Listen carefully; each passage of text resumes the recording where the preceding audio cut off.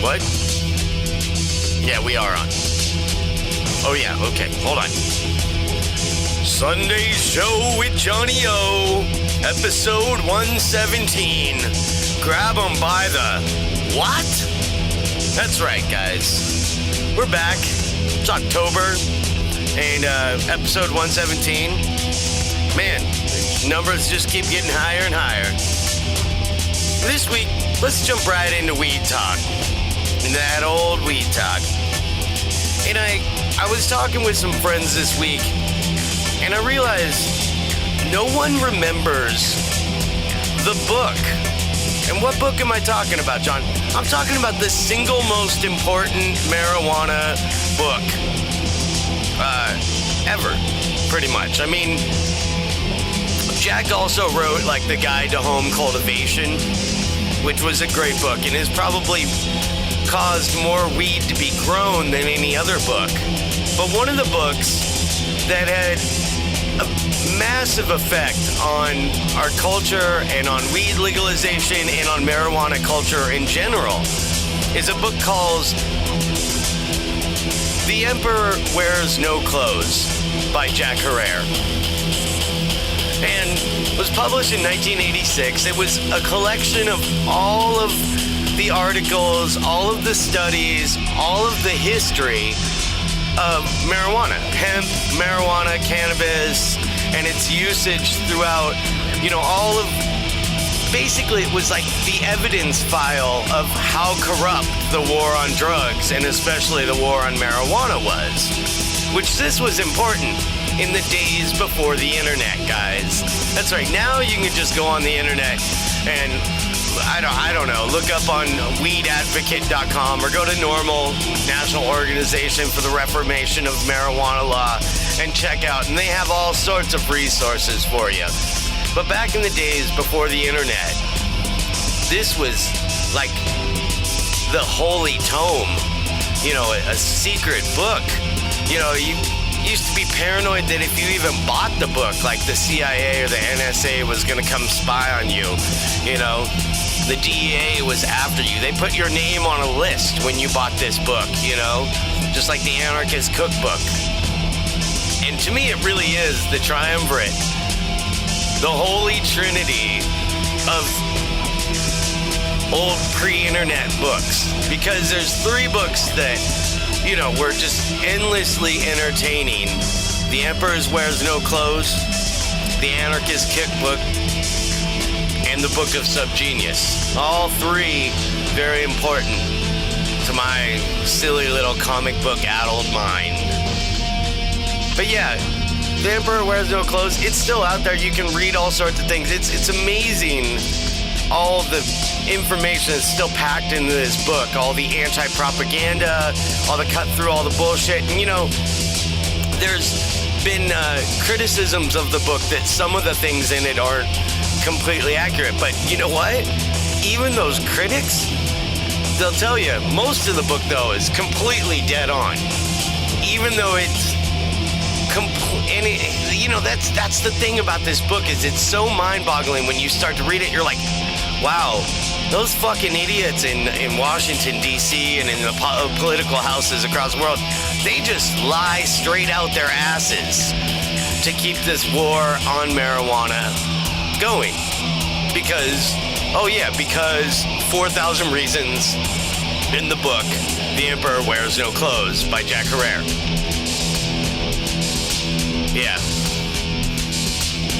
Next up, let's do a little coffee talk. Coffee talk! Welcome to Coffee Talk. No, I'm not going to do it like that. Yes, so coffee talk this week, guys. I want to talk about someone everyone in the coffee world seems to hate. And that's Becky. Becky with the pumpkin spice. And now I talked about pumpkin spice last year, and I talk about it every year. Because pumpkin spice is like this weird phenomena in the coffee world. Like, everyone likes, there's tons of people who like what the purists in coffee think are shitty drinks, I mean, white mochas, God, there's a thing called a Belgian white, which is like raspberry and white chocolate. It's so sweet, so disgusting, so wrong. Chunky monkeys? Anybody seen that? Chocolate syrup and banana syrup in a coffee, in a latte. It's fucking gross. Much, much worse than pumpkin spice. You know, not that I'm defending pumpkin spice. I'm just saying, you know, don't be so mean to Becky. I mean, she's got problems already. You know, life is hard enough for her. She can't understand why you all can't get the fuck out of her way, why any of you are breathing. And, you know, what's wrong with little Taylor and little Aiden? You know, they're just not acting the way that she wants them to. You know, she's fierce with them. She tells them she tries to be a good mother, which she's not, but she tries. And that's okay. That's why Becky should have her very own pumpkin spice latte. Although, for real though, out there, don't get a pumpkin spice latte. If you want something warm and yummy and filled with caffeine, go to some place that makes a good, dirty chai. Yes, a chai latte with some espresso and milk in it. Yum, yum. Yummy. Good chai latte, absolutely the way to go. Dirty chai latte. Double dirty. Dirty, dirty. That's what you need. So this week, the lifestyle. Well, there's been a lot of hullabaloo because there's a fascist idiot running for president, and he's different than the other fascist idiots who run for president every 4 years. This one is really a mentally retarded 13-year-old trapped in the body of a 70-year-old, maybe billionaire. Maybe Donald Trump has as much actual assets when you add it all up as, like, he's probably in debt more than I am. Like, I probably have more money. Like, the $22 in my pocket is probably more real assets than Donald Trump has. But it's okay, because he's a retarded 13-year-old. And I mean that with no offense to retarded people everywhere. I truly do believe he is just immensely mentally retarded. Like, he cannot be a rational, logical thinking person. I mean, okay, yes, he can. He can just be a very evil, stupid person. Maybe that's what he is. You know, I read an article last week on the internets, and it was about the Dunning-Kruger effect. Dunning-Kruger effect is a psychological phenomenon wherein stupid people don't know that they're stupid.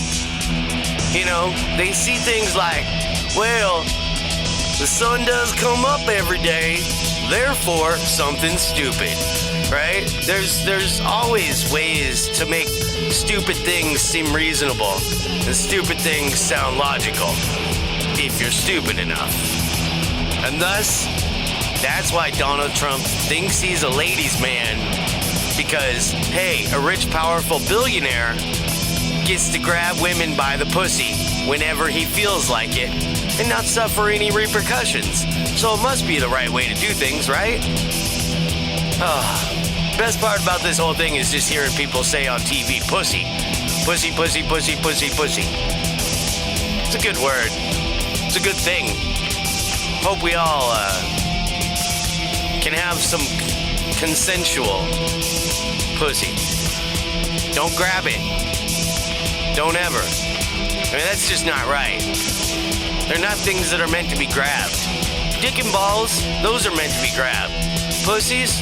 No. No, not meant to be grabbed. They're maybe meant to, be touched and loved. That's all. I'm gonna stop talking about pussy. I'm just gonna say, I don't know, probably the end of the world. Probably not, because Hillary Clinton's gonna be president, just like Donald Trump and her planned all along. See you guys next week. Go out there, grab a copy of The Emperor Wears No Clothes by Jack Herrera. Get a dirty chai latte. Don't be stupid. And even if you are stupid, go out and get some comic books. Like last week, I read the whole run of DC's 1990s to 1980s Animal Man comic from the Vertigo line of DC's comics. And great book, man. You know, it talks about quantum reality, talks about, you know, spirits, the spirit world, animal totems, the whole thing. Great stuff. Changes writers like 3 times through, but nice thing is they each get like a 30-issue arc to tell a really long story. That's great. See you next week. Sunday show with Johnny O. Woo! Love you guys. Yeah.